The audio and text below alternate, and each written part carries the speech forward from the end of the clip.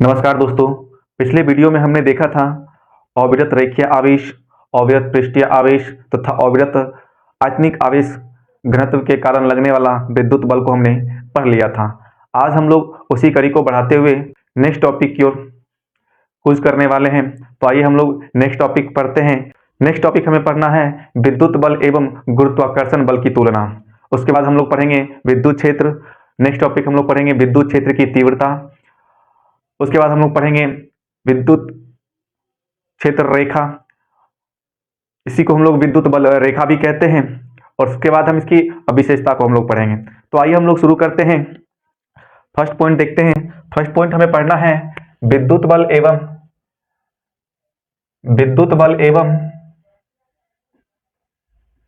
गुरुत्वाकर्षण बल की तुलना एवं गुरुत्वाकर्षण बल की तुलना। विद्युत बल एवं गुरुत्वाकर्षण बल की तुलना।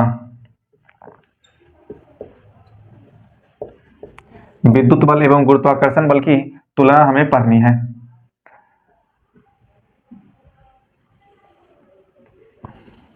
तो आइए हम लोग अलग अलग इसको पहले कर लेते हैं। इधर हम लोग पढ़ लेते हैं विद्युत बल और इधर हम लोग देख लेते हैं गुरुत्वाकर्षण बल।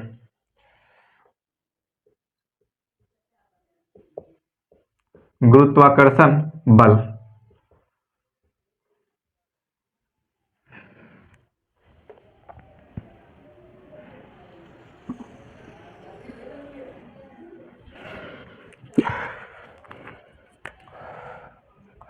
आइए हम लोग फर्स्ट पॉइंट देखते हैं। फर्स्ट पॉइंट है हमारा यह बल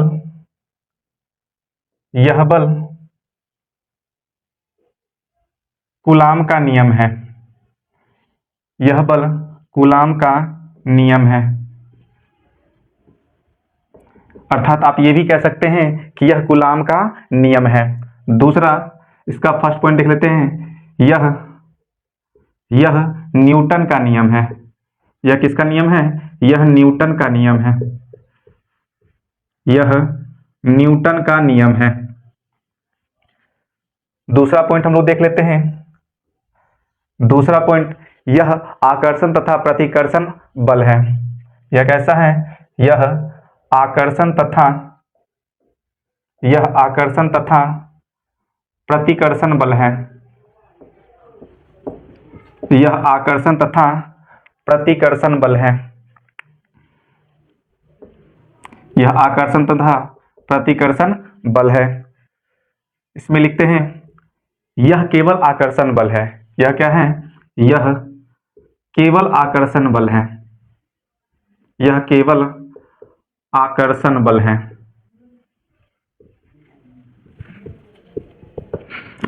आगे हम लोग देखते हैं पॉइंट नंबर थर्ड। यह मजबूत बल है। यह मजबूत बल है।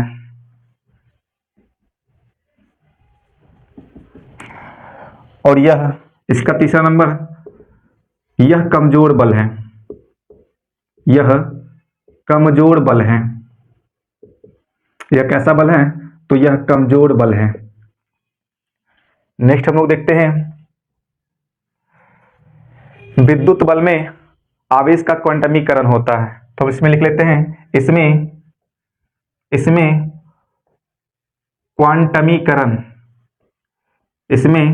क्वांटमीकरण होता है। इसमें क्या होता है? क्वांटमीकरण होता है। लेकिन इसमें क्वांटमीकरण नहीं होता है। इसमें क्वांटमीकरण नहीं होता है। इसमें क्वांटमीकरण नहीं होता है। इसमें क्वांटमीकरण नहीं होता है। पॉइंट नंबर 5 पढ़ते हैं। तो पॉइंट नंबर 5 है यह एक संरक्षी बल है। यह एक संरक्षी बल है। यह क्या है? यह एक संरक्षी बल है। पॉइंट नंबर इसका 5 हो जाएगा यह भी एक संरक्षी बल है। यह भी एक संरक्षी बल है। ये भी कैसा है? यह भी एक संरक्षी बल है। कैसा है ये? तो ये भी क्या है? एक संरक्षी बल है। पॉइंट नंबर 6 पढ़ते हैं।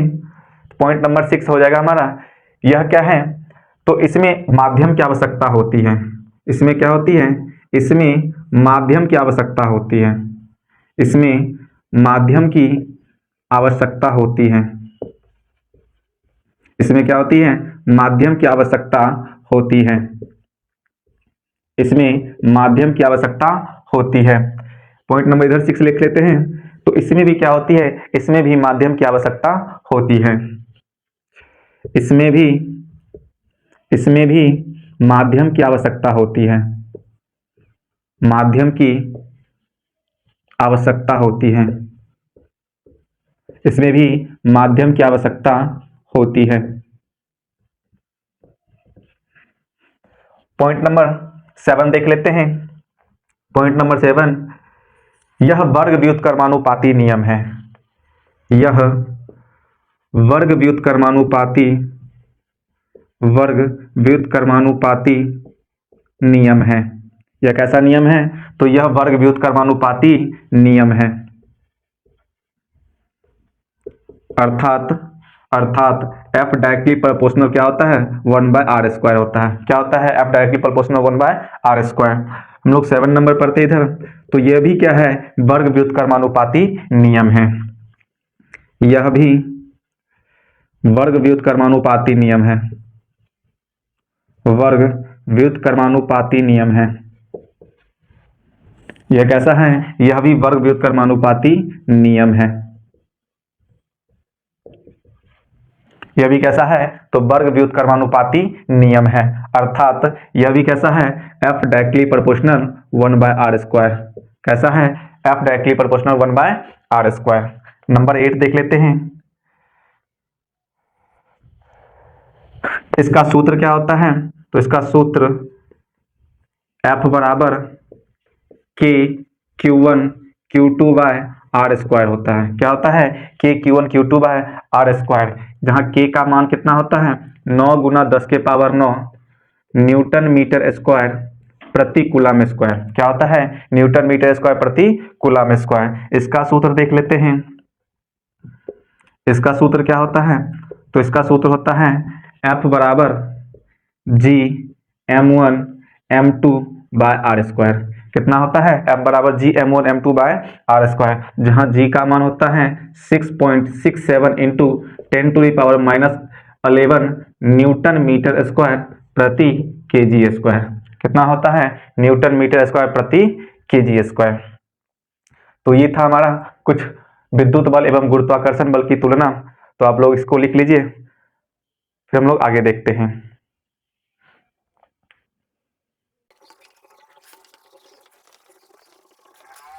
अब आइए हम लोग नेक्स्ट टॉपिक की बात कर लेते हैं। नेक्स्ट टॉपिक हमें पढ़ना है विद्युत क्षेत्र। क्या पढ़ना है, नेक्स्ट टॉपिक हमें विद्युत क्षेत्र पढ़ना है।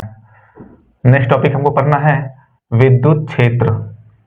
विद्युत क्षेत्र, इलेक्ट्रिक फील्ड। क्या पढ़नी है हमको, इलेक्ट्रिक फील्ड। नेक्स्ट टॉपिक हमें पढ़नी है इलेक्ट्रिक फील्ड। आइए हम लोग इसकी चर्चा कर लेते हैं। तो इलेक्ट्रिक फील्ड होता क्या है, इसकी परिभाषा सबसे पहले लिख लेते हैं हम लोग।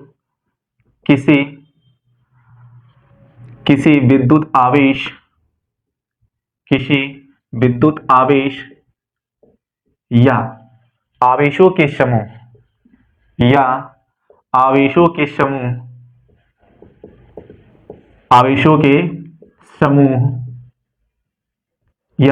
के समूह के चारों ओर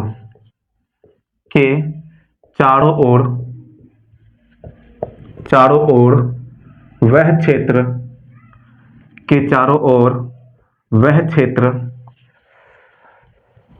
क्षेत्र जिसमें कोई अन्य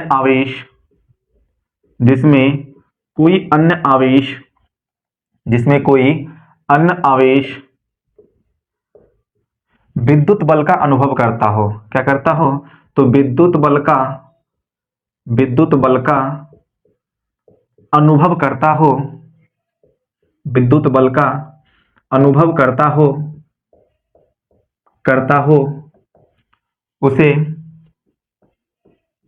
उसे विद्युत क्षेत्र कहा जाता है। उसे क्या कहा जाता है? विद्युत क्षेत्र कहा जाता है। विद्युत क्षेत्र कहा जाता है। तो ये हमारा हो गया विद्युत क्षेत्र की परिभाषा। किसी विद्युत आवेश या आवेशों के समूह के चारों ओर वह क्षेत्र जिसमें कोई अन्य आवेश विद्युत बल का अनुभव करता हो क्या कहलाता है? विद्युत क्षेत्र कहलाता है। क्या कहलाता है? विद्युत क्षेत्र कहलाता है। अब आइए हम लोग नेक्स्ट टॉपिक देखते हैं। नेक्स्ट टॉपिक हमें पढ़ना है विद्युत क्षेत्र की तीव्रता। विद्युत क्षेत्र की तीव्रता,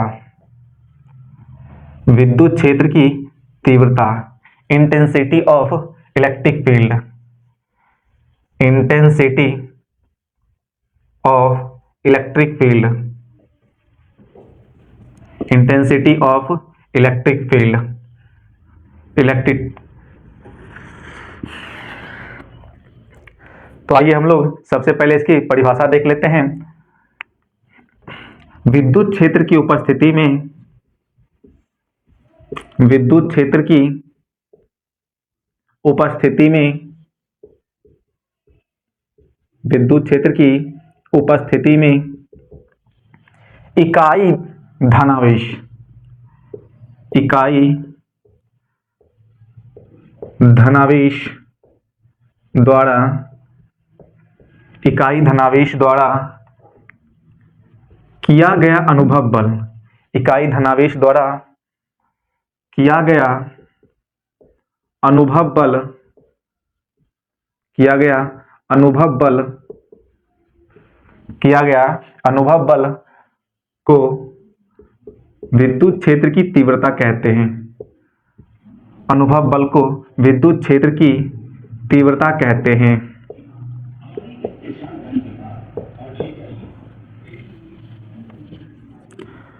विद्युत क्षेत्र की तीव्रता कहते हैं।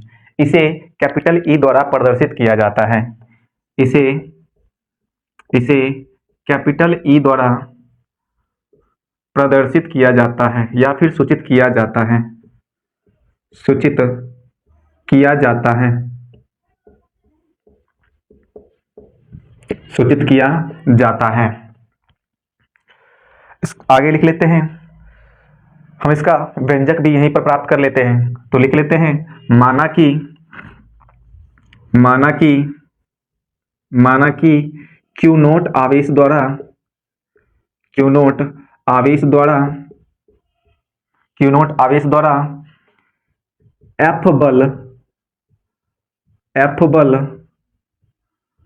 एफ बल अनुभव किया जाता है, एफ बल अनुभव किया जाता है, एफ बल अनुभव किया जाता है। तो एफ बल अनुभव किया जाता है तो विद्युत क्षेत्र तीव्रता, विद्युत क्षेत्र की तीव्रता, विद्युत क्षेत्र की तीव्रता, विद्युत क्षेत्र की तीव्रता E बराबर क्या हो जाएगा? तो E बराबर हो जाएगा F बाय क्यू नोट। क्या हो जाएगा? F by q naught. क्या हो जाएगा? E बराबर F बाय क्यू नोट। अब आइए हम लोग इसका राशि जान लेते हैं। तो यह एक सदिश राशि है। यह कैसा है? यह एक सदिश राशि है। यह एक सदिश राशि है। जब यह एक सदिश राशि है तो इसका सदिश रूप भी होना चाहिए। तो इसका सदिश रूप वेक्टर E बराबर होता है, वेक्टर E बराबर, सदिश रूप लिख लीजिए इधर, सदिश रूप, सदिश रूप। तो वेक्टर E बराबर vector F by q naught. तो इस तरह से आप वेक्टर F बराबर क्यू नोट वेक्टर E भी लिख सकते हैं। दूसरा पॉइंट हम लोग देख लेते हैं। नेक्स्ट पॉइंट, यह एक क्या है? सदिश राशि है। इसका SI मात्रक, इसका SI मात्रक न्यूटन पर कूलम होता है। क्या होता है? न्यूटन पर कूलम होता है। क्योंकि बल का मात्रक न्यूटन होता है और आवेश का मात्रक कूलाम होता है। अतः हम कह सकते हैं कि जो विद्युत क्षेत्र E है इसका SI मात्रक क्या होता है, न्यूटन पर कूलाम होता है। नेक्स्ट देख लेते हैं इसका बीमीय सूत्र। तो इसका बीमीय सूत्र क्या होगा, इसका बीमीय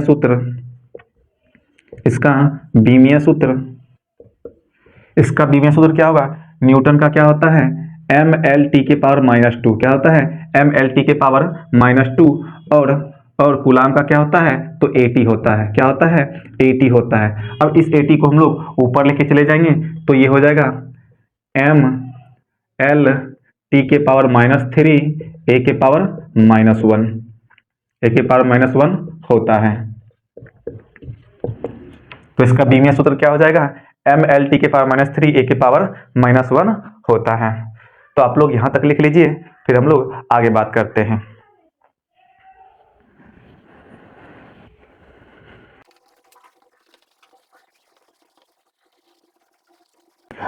अब आइए हम लोग, इसका एक नोट पॉइंट है तो उस नोट पॉइंट को हम लोग नोट कर लेते हैं। तो नोट पॉइंट में लिख लीजिएगा, नोट पॉइंट में धनावेश पर बल की दिशा, धनावेश पर बल की दिशा, धनावेश पर बल की दिशा विद्युत क्षेत्र के अनुदिश होता है, विद्युत क्षेत्र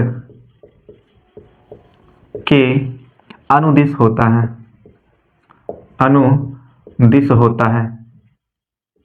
विद्युत क्षेत्र के क्या होता है, अनुदिश होता है। लेकिन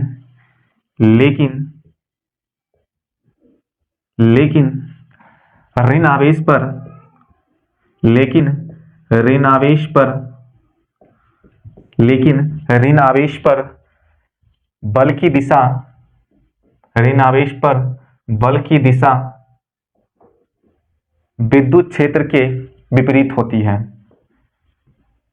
विद्युत क्षेत्र के विपरीत होता है,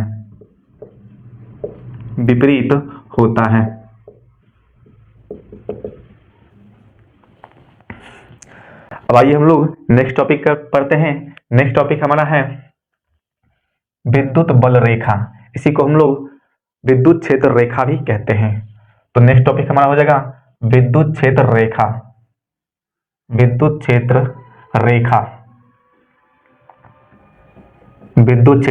रेखा, इलेक्ट्रिक फील्ड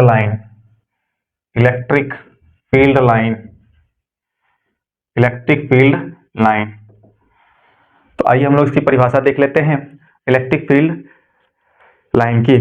तो विद्युत क्षेत्र रेखा को विद्युत बल रेखा भी कहा जाता है, और यह क्या होती है, यह एक काल्पनिक रेखा होती है जो धनावेश से निकलकर ऋणावेश पर जाकर समाप्त हो जाती है। तो आइए हम लोग लिख लेते हैं विद्युत बल रेखा को विद्युत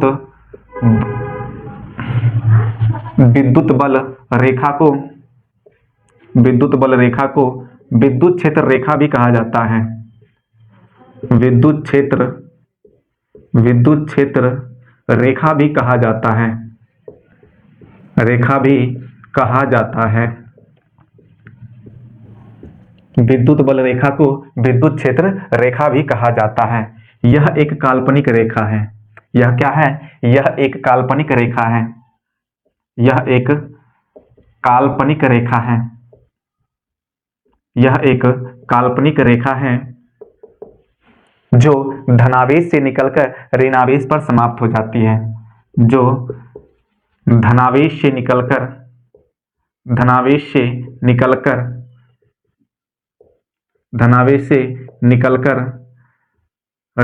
पर समाप्त हो जाती है, ऋणावेश पर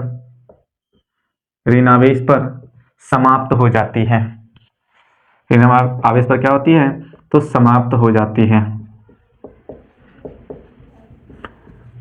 ऋणावेश पर समाप्त हो जाती है। अब आइए हम लोग फिगर के माध्यम से थोड़ा इसको समझ लेते हैं। तो ये मान लीजिए हमारे पास कोई धनावेश है, तो धनावेश से विद्युत क्षेत्र रेखा हमेशा क्या होती है, निकलती है। विद्युत क्षेत्र रेखा क्या होती है हमेशा, तो चारों ओर विद्युत क्षेत्र रेखाएं निकलती है। लेकिन ऋणावेश पर क्या होती है, तो ऋणावेश पर जाके समाप्त हो जाती है। अगर इस तरह से हम लोग एक ऋणावेश बना लें तो इस पर हमेशा क्या होगी, तो इस पर हमेशा विद्युत क्षेत्र रेखा आके समाप्त हो जाएगी। क्या हो जाएगी, विद्युत क्षेत्र रेखा आकर समाप्त हो जाएगी। अगर हम इन दोनों को कंबाइन रूप में बनाऊं तो कंबाइन रूप में आप ये से देख सकते हैं कि ये कोई हमारा धनावेश है, दूसरा हमारा कोई ऋणावेश है, तो हमेशा धनावेश से ऋणावेश पर जाता है, तो कुछ इस प्रकार से इलेक्ट्रिक फील्ड लाइन बनाता है। धनावेश और ऋणावेश के बीच कुछ इस प्रकार से इलेक्ट्रिक फील्ड लाइन बनता है।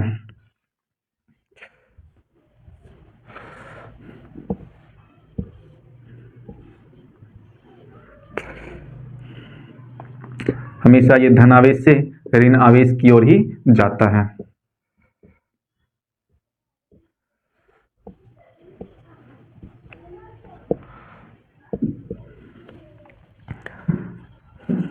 अब आइए हम लोग नेक्स्ट टॉपिक पढ़ते हैं। नेक्स्ट टॉपिक हमारा है विद्युत क्षेत्र रेखा की विशेषताएं। क्या है, विद्युत क्षेत्र रेखा की विशेषताएं। तो हेडिंग डाल लेते हैं, विद्युत क्षेत्र रेखाएं, विद्युत क्षेत्र रेखाएं की विशेषताएं।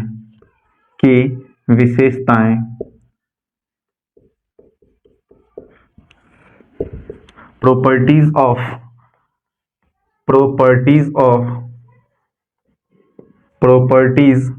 Of electric field line. Properties of electric field line. इसकी पहली विशेषता देखते हैं, पॉइंट नंबर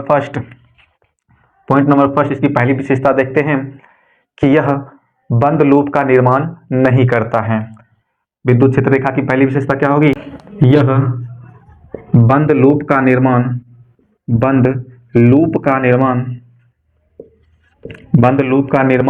नहीं करती है। बंद लूप का निर्माण नहीं करती है। दूसरा हम लोग देख लेते हैं, तो पॉइंट नंबर दूसरा हो जाएगा हमारा, विद्युत क्षेत्र रेखाएं एक दूसरे को नहीं काटती है। विद्युत क्षेत्र रेखाएं एक दूसरे को नहीं काटती है। विद्युत क्षेत्र रेखाएं एक दूसरे को नहीं काटती है। एक दूसरे को नहीं काटती है।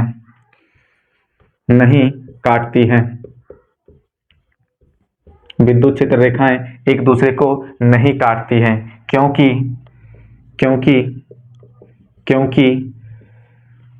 विद्युत क्षेत्र रेखा पर खींचा गया स्पर्श रेखा, विद्युत क्षेत्र रेखा पर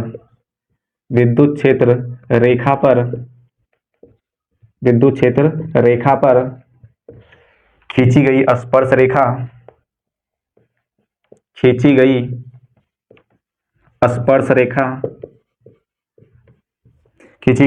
स्पर्श रेखा विद्युत क्षेत्र की दो दिशा बताती है। खींची गई स्पर्श रेखा विद्युत क्षेत्र की दिशा बताती है। क्या बताती है, विद्युत क्षेत्र की दिशा बताती है। विद्युत क्षेत्र की दिशा बताती है। और एक बिंदु पर दो दिशा संभव नहीं है। एक बिंदु पर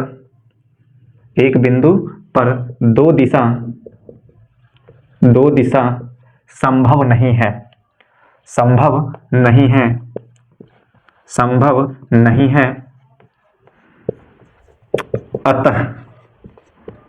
अतः विद्युत क्षेत्र रेखा एक दूसरे को नहीं काटती है। अतः विद्युत क्षेत्र रेखा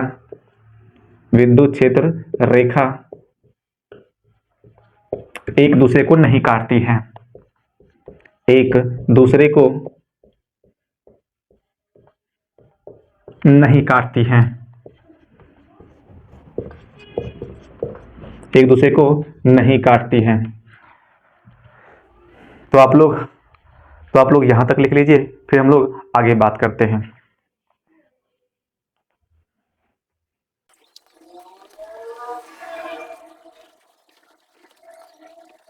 अब आइए हम लोग सेकेंड जो हमारा पॉइंट था कि विद्युत क्षेत्र रेखा एक दूसरे को नहीं काटती है, क्यों नहीं काटती है, तो देख लीजिए यहाँ पर, चूंकि क्या होता है कि विद्युत क्षेत्र रेखा अगर क्या करेगी, एक दूसरे को काटती है, अगर क्या करती है, एक दूसरे को काटती है, तो उस कटान बिंदु पर दो दिशा बनती है। कितने दिशा बनती है? दो दिशा बनती है, जो कि संभव नहीं है, जो कि संभव नहीं है। देखिए हम इस पर स्पर्श रेखा खींचकर देखते हैं, तो ये रहा हमारा दो स्पर्श रेखा, ये दो रहा हमारा स्पर्श रेखा, एक दिशा हमारा ये रही, एक दिशा हमारा ये रही, और दूसरी दिशा हमारा ये रही। और हम जानते हैं कि विद्युत क्षेत्र रेखा धनावेश से निकलकर ऋणावेश पर जाके समाप्त होती है। अतः हम कह सकते हैं कि विद्युत क्षेत्र रेखा एक दूसरे को कभी नहीं काट सकती है। अब आइए हम लोग नेक्स्ट पॉइंट देखते हैं। पॉइंट नंबर तीसरा होगा, पॉइंट नंबर तीसरा, जिस बिंदु पर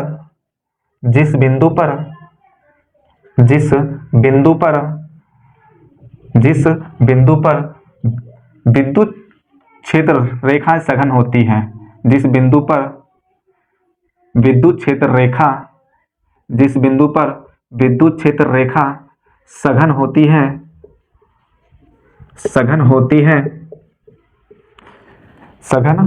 है, उस बिंदु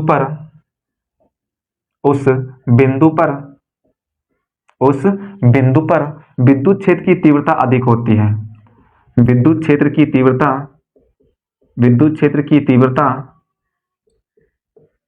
अधिक होती है। विद्युत क्षेत्र की तीव्रता क्या होती है? अधिक होती है। विद्युत क्षेत्र की तीव्रता क्या होती है? अधिक होती है। फॉर एग्जाम्पल हम लोग देख लें, तो ये हमारा पॉजिटिव चार्ज और ये हमारा नेगेटिव चार्ज है। तो जब हम लोग पॉजिटिव से नेगेटिव की ओर चलते हैं, तो ध्यान से देखिएगा, इस बिंदु पर ये हम कोई बिंदु ए मान लेते हैं, इस बिंदु को हम लोग कोई बी मान लेते हैं, और मान लेते हैं कि ये जो हमारा बिंदु है ये सी है हमारा। तो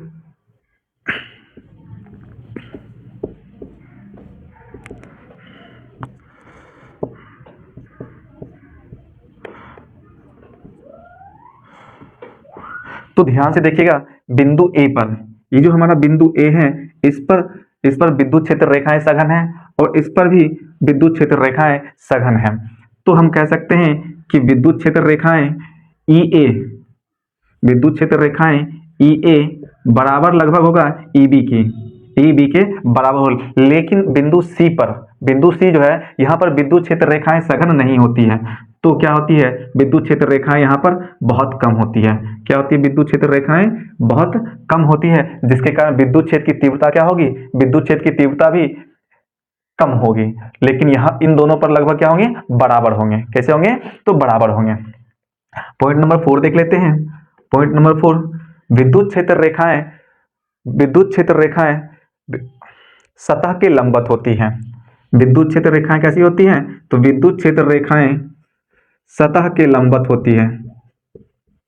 विद्युत क्षेत्र रेखाएं सतह के लंबवत होती है। सतह के लंबवत होती है।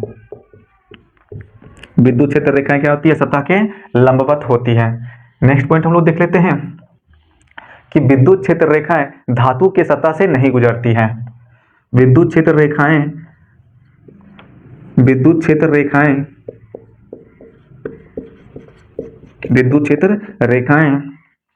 धातु की सतह से नहीं गुजरती हैं। धातु के सतह से नहीं गुजरती हैं।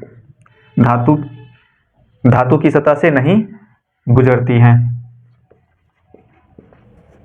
धातु की सतह से नहीं गुजरती हैं। तो दोस्तों, आज की वीडियो में बस हम लोग इतना ही तक रखेंगे। नेक्स्ट वीडियो में हम लोग इससे आगे पढ़ने वाले हैं। विशेष बातें हम लोग नेक्स्ट वीडियो में करेंगे। तब तक के लिए टेक केयर, बाय बाय।